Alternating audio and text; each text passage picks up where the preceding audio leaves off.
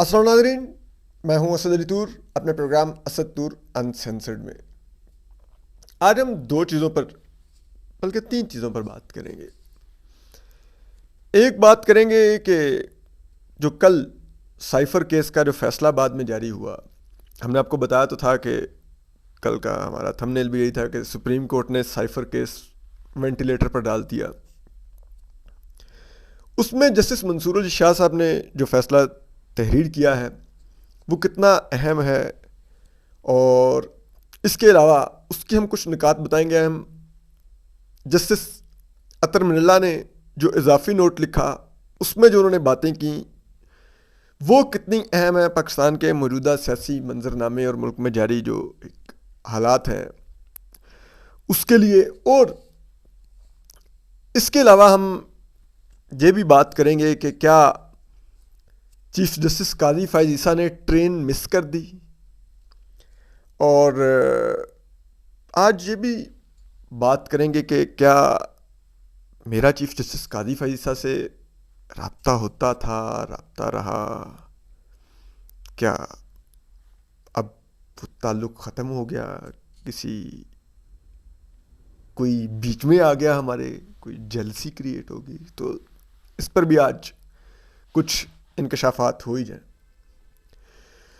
तो देखिए, बात शुरू करते हैं सुप्रीम कोर्ट के फैसले से। कल जो समाअत थी उस समाअत के दौरान ही जो बेंच के सरबराह थे कायम मुकाम चीफ जस्टिस सरदार तारिक मसूद, उन्होंने और जस्टिस अतर मिल्ला और जस्टिस मंसूर अली शाह ने अपने सवालात से जो ये साइफर केस था उसको उन्होंने वेंटिलेटर पर डाल दिया था। अब प्रॉब्लम भी गवर्नमेंट के साथ है ना कि जो इन्होंने केस बनाया वो केस ही बहुत भूंडा है। लेकिन जाहिर बात है मिलिट्री एस्टेब्लिशमेंट चाह रही है तो फिर जो मर्जी बना लें आप। ठीक है कि लाइक एक बंदा है, उसने साइफर घुमाया है, उसने साइफर की मालूमात कोर्ट किए बगैर कहा है कि जनाब मेरे खिलाफ बैरूनी साजिश हुई है। ठीक है, और उसने एक बयानिया घड़ा जो कि नो डाउट एक झूठा बयानिया ही था। लेकिन आपने उसके ऊपर जो केस बनाया वो उन दफात के तहत बनाया कि इसने दुश्मन मुल्क को फ़ायदा पहुंचाया, इसने जासूसी की, इसने वो दफात लगा देंगे तो वो कैसे अप्लाई होगी उस केस के ऊपर, जबकि वो चीज़ें हुई नहीं है। और यही बात जस्टिस मंसूर अली शाह ने अपने फैसले में लिखी कि जो आपने दफात लगाई इस केस के अंदर इमरान खान के ऊपर और शाह महमूद कुरैशी के ऊपर, वो ये है कि दुश्मन मुल्क के साथ मिलकर साजिश की, खुफिया मालूमात दुश्मन मुल्क को दी, दुश्मन मुल्क को फ़ायदा पहुंचाया, फौजी दिफा के मंसूबे लीक कर दिए, ये आपने दफात लगाई। जबकि मामला असल में था एक साइफर का। ठीक है, और उसमें कहीं पर भी ये नहीं है इस्टेब्लिश हुआ कि उन्होंने साइफर किसी दुश्मन मुल्क को दिया या किसी दुश्मन मुल्क को साइफर से फ़ायदा पहुंचाया। केस तो इतना है कि उन्होंने जो साइफर वाली तकरीर की उससे पाकिस्तान के ताल्लुकात ज़रूर अमेरिका से ख़राब किए, लेकिन फ़ायदा तो किसी को नहीं पहुंचाया। आपने दफात फ़ायदा पहुंचाने वाले लगा दी हैं। तो उन्होंने कहा कि ये तो केस बनता ही नहीं है। फिर दूसरी चीज़ जो उन्होंने की, उन्होंने फिर जो इस्लामाबाद हाई कोर्ट का था कि ये इमरान खान साहब का ट्रायल करके 4 हफ्ते में सज़ा सुनाए। जो जस्टिस आमिर फारूक, मतलब उन्होंने सज़ा सुनाने 4 हफ्ते में फैसला सुनाए। जो चीफ जस्टिस आमिर फारूक है इस्लामाबाद हाई कोर्ट के, उनका ये फैसला है। उन्होंने उस फैसले को भी उड़ा दिया, 4 हफ्ते की डायरेक्शन भी उड़ा दी। ठीक है, तो अब ट्रायल कोर्ट अपनी टाइम ले सकती है, वो बाउंड नहीं है कि उसने 4 हफ्ते में मरते डरते हर हाल में फैसला देना है। लेकिन वैसे पाकिस्तानी मिलिट्री एस्टेब्लिशमेंट को जितनी जल्दी पड़ी हुई है, तब हाई कोर्ट की डायरेक्शन ना भी हो तो फैसला तो इलेक्शन से पहले ही करवाना है इन्होंने। तो एक तो ये चीज़ उन्होंने की। दूसरा, फिर साथ मोजेस जस्टिस अतर मिल्ला ने एक नोट लिखा। उन्होंने कहा, और ये जो फैसला है ये तीनों मोजेस जजेस ने मुत्तफिका दिया है।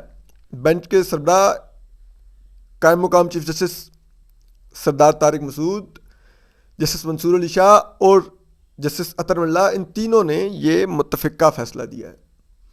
लेकिन इसमें फिर ये 4 सफ़ों का तो जस्टिस मंसूर अली शाह का ये फैसला है ज़मानत करके दोनों को 10-10 लाख के मुचलकों के वजह ज़मानत दी जाए, और 5 सफ़ों का फिर जस्टिस अतर मुल्ला का एक नोट है। उसमें उन्होंने बड़ा ज़बरदस्ती से कहते ना, आपको एक लिहाज से एक कानून और सियासत के तालिब इल्म होते हुए पढ़ना भी चाहिए वो नोट, कि जमहूरियत होती क्या है, सियासी अमल क्या होता है, और उसको किस तरह से मजबूत बनाया जा सकता है, ना कि आप अपने सियासी मुखालफिन से स्कोर लेवल करने के लिए फौज की गोद में जा बैठे, जो कि हमेशा से ही चाहते हैं कि कभी उनकी फेवरेट पार्टी पीटीआई होती है, कभी नून होती है, कभी पीपल्स पार्टी होती है, कभी टीएलपी को जेब से निकाल लेते हैं, कभी किसी को निकाल लेते हैं, ठीक है, और बाकी सबको लटा लेते हैं। तो जब तक ये साइकिल जारी रहेगा, पाकिस्तान में जमहूरियत मजबूत नहीं होगी, पाकिस्तान की सियासी जमातें एक कठपुतली ही रहेंगी। तो एनीवे, जो जस्टिस अतर मुल्ला ने नोट लिखा, उसमें उन्होंने लिखा कि शाह महमूद कुरैशी साहब और इमरान खान साहब एक बड़ी सियासी जमात के लोग हैं और मुल्क में इलेक्शन होने जा रहे हैं और इन दोनों ने इलेक्शन में हिस्सा लेना है। ऐसे में इनको जेल में रखकर अवामी मुफाद का जो असल सवाल है वो ये है कि इन दोनों को जेल में रखकर अवाम को उनके मर्जी के मुंतखब नुमाइंदे चुनने से रोका जा रहा है, और ये करके एक इलेक्शन अमल वो मशकूक बनाया जा रहा है। उन्होंने कहा कि ये यूएन और पाकिस्तान का आइन और तमाम इंटरनेशनल स्टैंडर्ड्स ये तय करते हैं कि किसी भी मुल्क के शहरियों को ये हक हासिल है कि वो सियासी वाबस्तगी इख्तियार करें, वो सियासी अमल में हिस्सा लें, वो अपनी इजहार राय करें और वो अपनी मर्जी से वोट करें और अपनी मर्जी के मुंतखब करें लोगों को, और फिर उनके ज़रिए दरअसल वो जो वोटर होता है वो भी ना सिर्फ सियासी अमल का हिस्सा बनता है बल्कि जो इनडायरेक्टली जो मुल्क में हुक्मरानी होती है उसका हिस्सा बन जाता है। और उसके लिए उन्होंने कहा कि ज़रूरी है कि वोटर्स को मौका दिया जाए भरपूर कि वो अपनी मर्जी से वोट कर सके, और उन्होंने कहा उसके लिए तरीक़ेकार यह है कि वोटर को फिर सियासी जमात, उसके उम्मीदवार, उसके मैनिफेस्टो, उसके बारे में मुकम्मल इल्म और रसाई दी जाए और फिर उसकी बुनियाद पर वो वोट कर सके। इसी तरह जो सियासी जमातें होती हैं और जो उम्मीदवार होते हैं उनको भी पूरा मौका मिलना चाहिए, बगैर किसी इम्तियाजी सलूक के, बगैर किसी खौफ और दबाव के कि उनको गिरफ्तार किया जा सकता है या उनके खिलाफ कोई कार्रवाई हो सकती है। वो आवाम से पूरी आज़ादी से रजू करके अपनी मुहिम चला सकें, अपना जो मंशूर है वो बयान कर सकें, ऑफर कर सकें कि वो आवाम के लिए क्या कर सकते हैं, ताकि किसी भी तरह से ये तासुर ना जाए कि किसी एक सियासी जमात को फेवर किया जा रहा है या किसी एक सियासी जमात को इलेक्शन में पीछे धकेला जा रहा है ताकि किसी और जमात को फ़ायदा पहुंचाया जाए। और इसके लिए उन्होंने 2018 की भी मिसाल दी कि किस तरह 2018 में हमने एक मुंतखब वज़ीर-ए-आज़म को डिस्क्वालीफाई करके और हमने एक पॉलिटिकल इंजीनियरिंग की। इसी तरह उन्होंने 80 की दहाई का हवाला दिया कि जब एक इलेक्टेड प्राइम मिनिस्टर 70 की दहाई में एक elected prime minister Zulfikar Ali Bhutto को हमने फांसी चढ़ा दिया। 50 की दहाई में भी हमने यही किया, और उन्होंने कहा कि हमने इस तमाम में हमने इन मुकदमात में हमने बलोच सियासी रहनुमाओं को, पख्तून सियासी रहनुमाओं को, सिंधी सियासी रहनुमाओं को जेलों में डाला, इनके पॉलिटिकल वर्कर्स को जेलों में डाला, सियासी इख्तलाफ राय के बुनियाद पर हमने इन लोगों को सियासी अमल में हिस्सा लेने से रोका, और इनको तो हमने जेलों में डाला इन मामूली मुकदमात में, लेकिन जिन लोगों ने आइन तोड़ा पाकिस्तान का, बार बार तोड़ा, उनमें से आज तक कोई एक दिन के लिए भी जेल नहीं गया। तो उन्होंने कहा कि क्या हम यही करते रहेंगे सारी उम्र? तो ये बड़ा एक वो था सब कुछ के क्यों ये मुल्क में, और उन्होंने कहा कि इस वक्त भी जो जारी है उसमें ज़रूरी है कि शाहमूद कुरैशी साहब और इमरान खान साहब, उनके खिलाफ ट्रायल चल रहा है, फ़र्द जुर्म लग चुकी है। ये ऐसा केस नहीं है कि इसमें कोई आपको खदशा हो कि वो बाहर निकलेंगे तो दोबारा जो उन पर इल्ज़ाम है वो दोहराएंगे वो काम। आप उनका ट्रायल करते रहें, लेकिन साथ ही अवाम में उनको जाने का मौका दें ताकि ये तासुर भी ना जाए कि किसी तरह से सियासी अमल पर असरअंदाज हुआ जा रहा है या किसी जमात को फेवर की जा रही है, किसी जमात के खिलाफ कार्रवाई की जा रही है। उन्होंने कहा कि ये तासुर भी जो इलेक्शन होता है उसकी साख ख़त्म कर देता है, और जो ख़त्म साख वाले जो इलेक्शन होते हैं वो कभी भी डिलीवर नहीं कर पाते।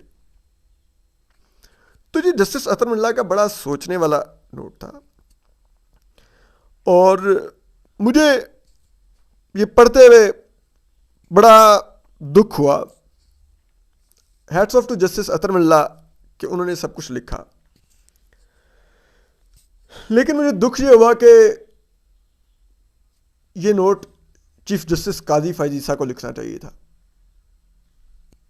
मैं ये बातें उनसे सुनना चाहता था कि वो एक गैर जानिबदार और एक जज के तौर पे खड़े होकर कहते हैं कि ठीक है, मेरे साथ माजी में जो हुआ सो हुआ, लेकिन मैं मोहम्मद ईसा का बेटा हूं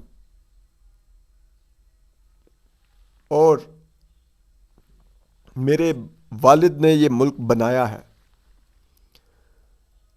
और इस मुल्क को तबाह इसलिए किया गया कि बार बार इलेक्शन चोरी किए गए, सियासी जमातों को विक्टिमाइज किया गया, तोड़ी गई, बनाई गई, सब कुछ हुआ। लेकिन अब मैं चीफ जस्टिस हूं, कम अज़ कम मैं ये इंश्योर करूंगा इस मुल्क को एक साफ शफाफ इलेक्शन दे के जाऊं कि अवाम अपने हकीकी नुमाइंदे चुने और अपनी विल को डेमोन्स्ट्रेट करें कि ये हमारी विल है। लेकिन क्या हुआ, पूरे मुल्क में आप देखें पोलिंग, वो जिसे कहते हैं ये इनको उम्मीदवारों को जो पीटीआई से खुसूसन है, उनको वो आरओ के पास जाके कागजात नामजदगी जमा नहीं करवाने दे रहे, उठा के लेके जा रहे हैं, कैंडिडेट से टिकट्स विड्रॉ करवा रहे हैं, पार्टी छुड़वा रहे हैं, सियासत छुड़वा रहे हैं। ये क्या है? और ये एक ऐसे वक्त में हो रहा है जब इस मुल्क के चीफ जस्टिस काजी फैज ईसा हैं। ठीक है, उन्होंने हमें इलेक्शन डेट ले दी, इलेक्शन डीरेल होने से भी उन्होंने बचा लिया, इसका उनको क्रेडिट जाता है। लेकिन ये इनफ नहीं है कि अगर आप कह रहे हैं कि ठीक है इलेक्शन ले लो, बट एक शैम इलेक्शन ले लो, एक जाली इलेक्शन ले लो। और बहुत से लोग कहते हैं कि यार इलेक्शन करवाना तो जिम्मेदारी है वो इलेक्शन कमीशन की। काजी साहब के भी करीबी लोग इसी किस्म की बातें करते हैं। तो आप काजी साहब पे क्यों क्वेश्चन किए जा रहे हैं? उनका क्या काम? सुप्रीम कोर्ट ने इलेक्शन करवाने होते हैं मुल्क में। तो अगर ये आर्गुमेंट है तो 2018 जिस इलेक्शन की चीफ जस्टिस काजी फैज साहब को बार बार बहुत याद आती है कि वो इलेक्शन रिग हुआ था, जो कि वाकई रिग हुआ था, तो उसमें बजाय जनरल फैज हमीद या जनरल बाजवा को अकाउंटेबल करने के, उस वक्त के चीफ इलेक्शन कमिश्नर फिर सरदार रजा खान को, जो इनके फार्मर कोलीग थे सुप्रीम कोर्ट में, जज थे सुप्रीम कोर्ट के, उनको अकाउंटेबल कर लेते हैं।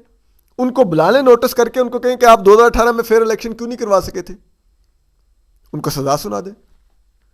हम क्यों जनरल फैज के पीछे भाग रहे हैं, जनरल बाजवा के पीछे भाग रहे हैं, इन लोगों को कह रहे हैं कि इन्होंने इलेक्शन चोरी किया? हम क्यों साकिब निसार को बुरा भला कह रहे हैं? हम क्यों गुलजार अहमद उमरता बंदयाल साहब को बुरा भला कहते हैं? ठीक है कि अगर इलेक्शन कमीशन का काम था तो फिर इन लोगों ने क्या किरदार अदा किया? क्यों ये फिर हमारी नजर में मुल्जिम है, मुजरिम है उस इलेक्शन के चोरी करने के 2018 के? भाई क्योंकि इन्होंने किया ये सब कुछ। तो अब भी अगर चीफ जस्टिस काजी फैज साहब जिस अंदाज में मुल्क में इलेक्शन चोरी हो रहा है उस पर अगर खामोश रहेंगे तो फिर क्या कल उनकी लेगेसी लिखी जाएगी?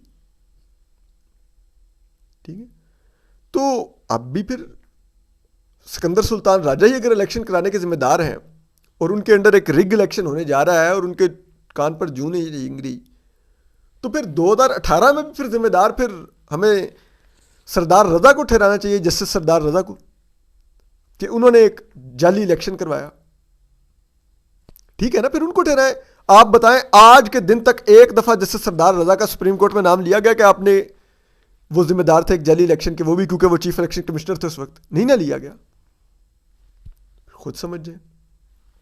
फिर अब आ रही है, मैं एक बात कर दूं, जो वो हमारी फील्ड के काजी साहब के एक पीआरओ हैं, टाउट हैं, जो भी हैं,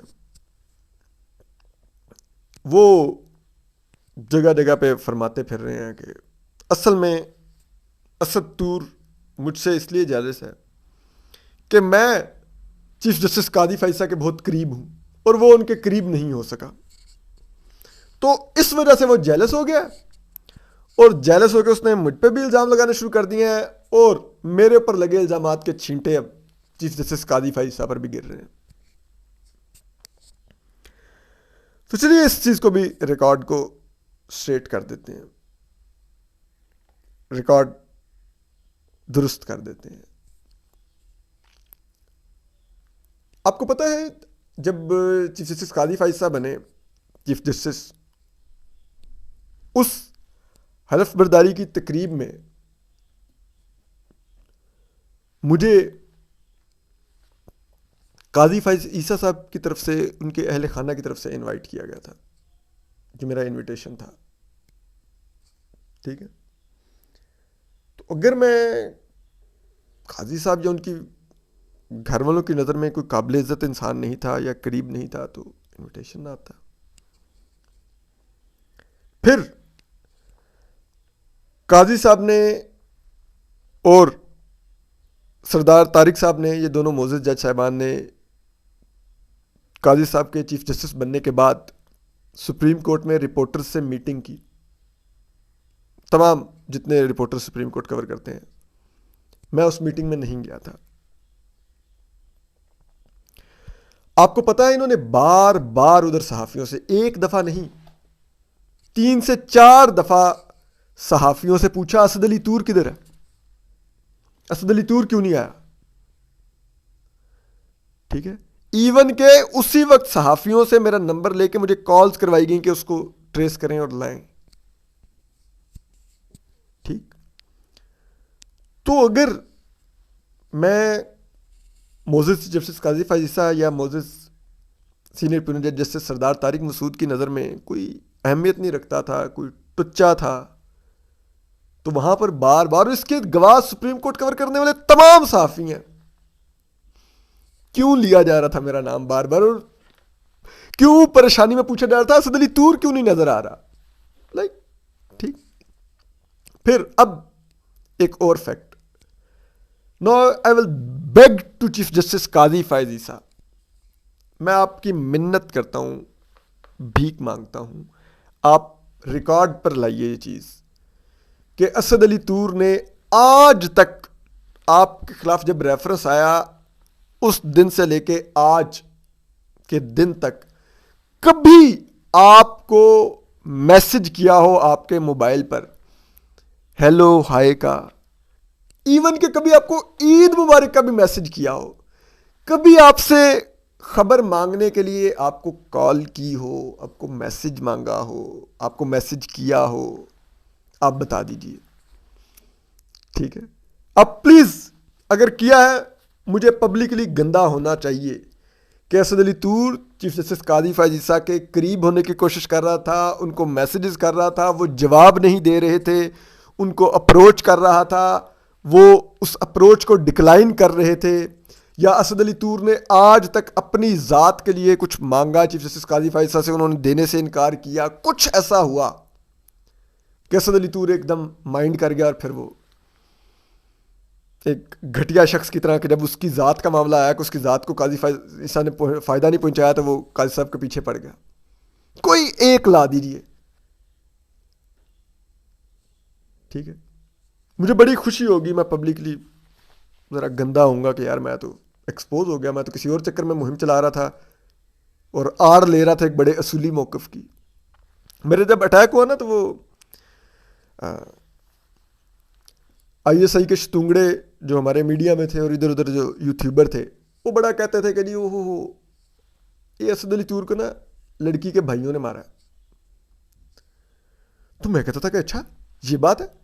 तो यार अगर आपको ये पता चल गया है कि लड़की के भाइयों ने मारा तो यकीनन आपको पता होगा लड़की कौन है, तो फिर उसके भाई भी पता होंगे कौन है, तो उनको उठाइए 2 मिनट में मुझे एक्सपोज कीजिए पब्लिकली कि ये देखो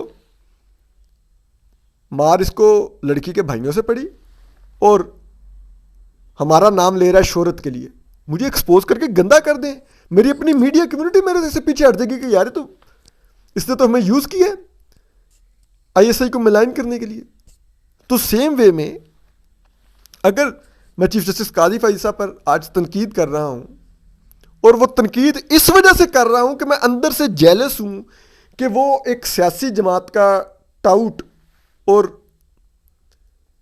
आईएसआई से राब्ते में रहने वाला एक शख्स चीफ जस्टिस काजी फैज़ से मुसलसल राब्ते में क्यों है और उसके असरात फिर काजी साहब के मुझे कंडक्ट में नज़र आने लग गए हैं। मैं इस चीज़ पर तनकीद अगर कर रहा हूं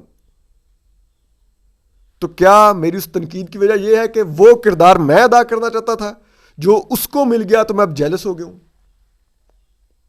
तो मुझे एक्सपोज करें, लाइक पीपल शुड नो कि मैं काजी साहब को मैसेजेस करता था, वो जवाब नहीं दे रहे थे, या चले मेरी कोई चैट्स हो रही थी काजी साहब से और वो like they should come on record, मुझे एक सेकंड में एक्सपोज कर दें। और अगर नहीं किया तो तब भी काजी साहब कम से कम ये तो रिकॉर्ड पर ले आए कि यार इस शख्स ने मुझसे कभी रब्ता नहीं किया, कुछ मांगा नहीं है, कभी मेरे मोबाइल पे मैसेजेस नहीं किए, कम से कम ये तो क्लियर हो जाए, ताकि वो जो आपका अनऑफिशियल पीआरओ है वो जो इधर उधर लोगों को ये सफाइयां दे रहा है कि नहीं नहीं और उसमें मान रहा है कि हाँ मैं काजी साहब से बहुत राब्ते में हूँ, इसका नहीं हुआ तो ये जेलस हो गया, वो तो क्लियर हो जाए लोगों को कि असल सच कौन क्या है। अपना ख्याल रखिए, अल्लाह हाफिज़।